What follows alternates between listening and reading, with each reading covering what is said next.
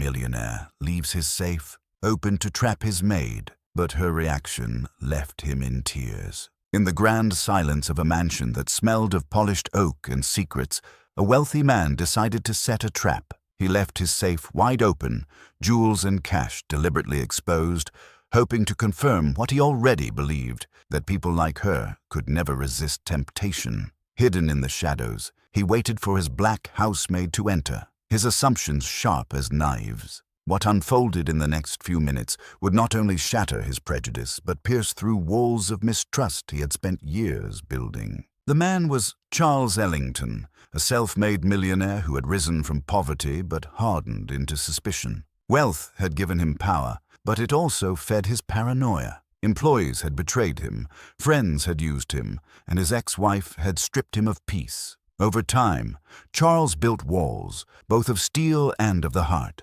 Then came Alicia, 29, tall, slender, with deep brown skin and a quiet strength that unsettled him. She had worked in his estate for 8 months, cleaning in silence, leaving no trace of herself behind. To Charles, she was efficient but unreadable. To the rest of the staff, she was invisible. But Charles saw something different. She didn't laugh at his jokes, didn't flatter him, didn't seek favors. She kept her head down, but her eyes, steady, watchful, carried a weight of battles she never spoke of. Alicia's story was one he never cared to ask. A single mother raising 2 sons while sending money to support her grandmother in the South. She endured whispers from neighbors, assumptions from strangers, and the sting of being seen as less simply because of the color of her skin. Charles had always prided himself on being colorblind. Yet somewhere deep, a darker thought lingered. Could someone like her ever resist stealing if given the chance? And so, one cold morning,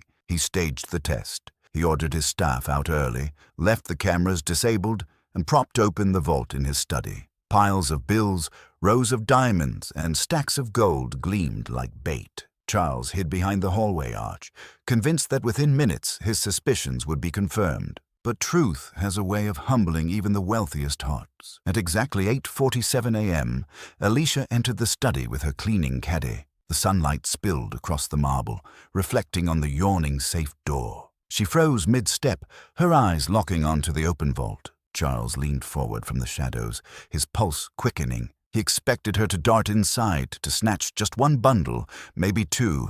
After all, who would know? But she didn't move. Instead, she stood still, her gloved hand tightening around the handle of her duster. Her breath hitched, but her posture remained steady, almost defiant. Seconds passed, stretching long, heavy, unbearable. Finally, she walked toward the safe, not with greed, but with hesitation, almost reverence. Her fingers brushed against the steel edge, not the money. She reached into her apron and pulled out a worn handkerchief, slowly wiping the dust from the door. Every motion was deliberate, careful not to disturb a single bill. Charles frowned. This wasn't part of the script. Then came the moment that unraveled him. From her pocket, Alicia removed a faded photograph. In it, 2 young boys with bright smiles clung to the arm of an elderly woman sitting in a wheelchair. Alicia placed the photo on the edge of the safe, just beside the cash. Her lips moved in a whisper too soft for Charles to hear. She pressed the photo gently against her chest,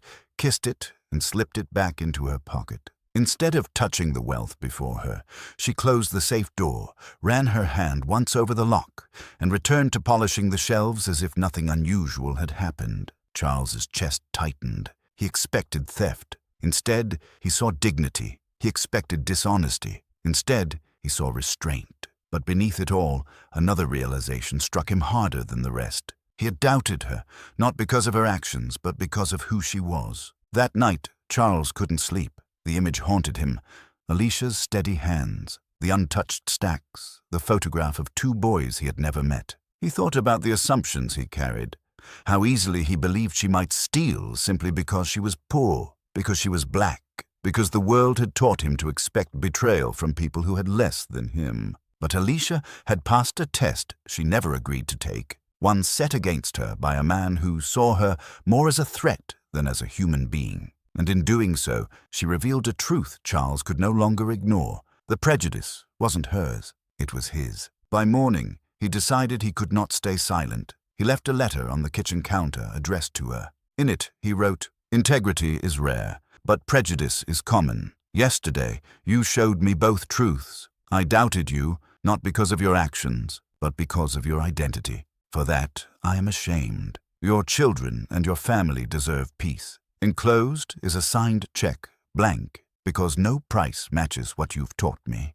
When Alicia read it, her knees weakened. Tears welled in her eyes, not because of the money, but because someone had finally seen her, not as a stereotype, not as a risk, but as a woman of dignity. Later that week, Charles visited Alicia's modest home. For the first time, he wasn't the employer towering over her, but a man humbled by his own ignorance. He sat at her kitchen table, met her sons, and promised to fund their education. In her quiet neighborhood, children played freely on the sidewalk, unaware of the walls the world would one day build against them. Charles vowed, in that moment, to tear down as many of those walls as he could. Alicia didn't need his charity, she needed his trust. And trust was what he gave, along with a promotion, health care for her grandmother, and a partnership built on respect. Sometimes the greatest traps are the ones we set with our own prejudice. Sometimes the most powerful wealth isn't what sits in a safe, but the integrity that cannot be bought or stolen.